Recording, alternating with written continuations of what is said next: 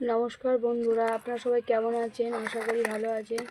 Madhumita and sons creative লাইফে আরও একটা ভিডিও নিয়ে আমি হাজির। মধুমিতা, এর আগের ভিডিওতে আমি দেখিয়েছিলাম ওল, কচু, আদা কিভাবে চাষ করতে হয় বা কিভাবে কলা বীজ থেকে কিভাবে এই যে গাছ বার করতে হয় আমি দেখিয়েছিলাম। লিঙ্ক আমি নিচে দিয়ে দেব, তোমরা দেখে নিতে পারো। এবারে দেখাবো এই যে বস্তার মধ্যে কিভাবে গাছগুলোকে আমি দেবো। এই চৈত্র মাসের মধ্যে কিন্তু এই কাজটা করে ফেলতে হবে, তাহলে অনেক তাড়াতাড়ি ওল, কচু এগুলো ভালো মতো পাওয়া যাবে। পুজোর আগে আগে এগুলো তোলা যাবে। তার প্রসেস আমি বন্ধুরা, এখানে তিনটে আমি ওল দিয়েছিলাম, এই একটা 2, এই একটা 3। এইগুলো আমি এখন ভেঙে দেখাবো। আর এর মধ্যে দেখিয়েছিলাম আমি আগের ভিডিওতে কতগুলো ওল, কচু সব একসাথে মাদিয়ে রেখেছিলাম গাছ বেরোনোর জন্য।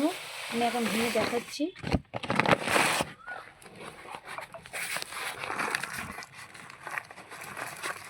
বাজার থেকে এইভাবে ওল কিনে এনে একটা জায়গার মধ্যে দিয়ে রাখলে এই যে ওলটা দিয়ে রেখেছিলাম,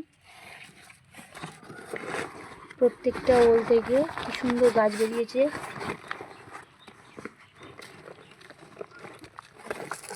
দেখো,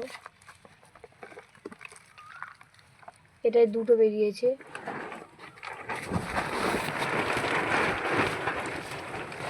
এই প্যাকেটের মধ্যে আমি দিয়ে রেখেছিলাম। বন্ধুরা দেখুন, একটা ফুল বস্তা নিয়েছি, বস্তাটাকে এই যে আমি ভাঁজ করে ফোল্ড করে নিয়েছি। এর মধ্যে দিয়েছি কচুরি পানা, যেগুলো পুকুরে থাকে সেগুলোকে কয়েকদিন আগে আমি তুলে রেখেছিলাম, রাখতে শুকনো হয়ে গেছে। এইগুলো মোটামুটি খানিকটা মতো দিয়ে দিয়েছি বস্তার মধ্যে। এইবার আমি মাটি দিয়ে দেবো কিছুটা, যে মাটিগুলো আমার আগে থেকে শুকনো করে রেডি করা ছিল সেই মাটিগুলো আমি বস্তার মধ্যে চারিদিকে গালিয়ে দেবো। আর কচুরি পানাগুলো দিলে কী হবে, কচুরি পানাগুলো পচে জৈব সার হয়ে যাবে আর নিচটা ফাঁকা হয়ে যাবে।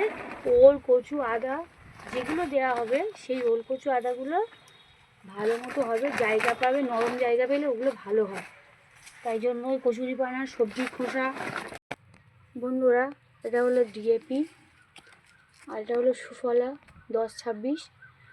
এই দুটোকে আমি দিয়ে দিচ্ছি, অল্প পরিমাণ দিয়ে দিলাম।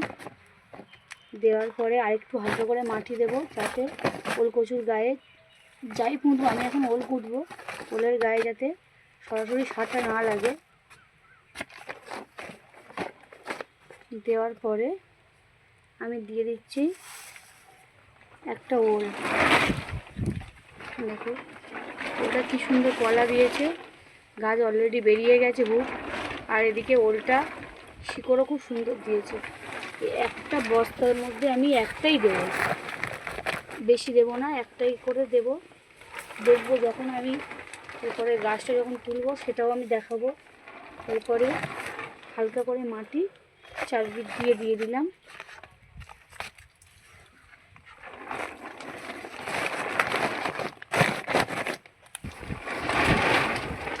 বন্ধুরা, আপনারা এখানে সবজির খোসা, পানা, কচুরি পানা, পাতা এগুলো দিতে পারেন। আমার হাতের কাছে যা যা ছিল আমি সেগুলোই দিলাম।